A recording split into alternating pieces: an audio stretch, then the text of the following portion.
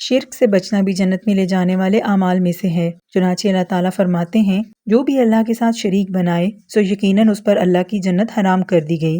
نبی کریم صلی اللہ علیہ وآلہ وسلم نے فرمایا، صرف مسلمان جان ہی جنت میں داخل ہوگی۔ جنت کے قریب کر دینے والا ایک مبارک عمل یہاں آپ کو بتاتے ہیں۔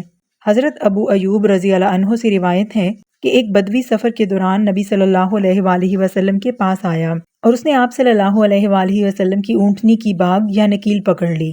پھر عرض کرنے لگا، یا رسول اللہ صلی اللہ علیہ وآلہ وسلم، آپ مجھے ایسا عمل بتائیں جو مجھے جنت کے قریب اور دوزخ سے دور کر دے۔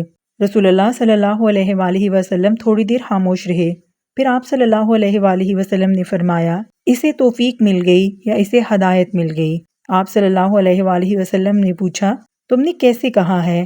تو اس نے اپنا سوال دہرایا تو نبی صلی اللہ علیہ وآلہ وسلم نے فرمایا، تم اللہ تعالیٰ کی عبادت کرتے رہو، اس کے ساتھ کسی قسم کا شرک نہ کرو، نماز قائم کرو، زکوٰۃ ادا کرو، صلہ رحمی کرو، اونٹنی چھوڑ دو۔ ایک دوسری روایت میں ہے کہ اپنے رشتہ داروں سے تعلق جوڑو جب وہ اسے توڑیں۔ نبی کریم صلی اللہ علیہ وآلہ وسلم نے فرمایا، اگر یہ شخص اس چیز پر کاربند رہا جو میں نے اسے بتائی ہے تو وہ جنت میں ضرور داخل ہوگا۔ آئیے اپنے لیے صدقہ جاریہ بناتے ہیں۔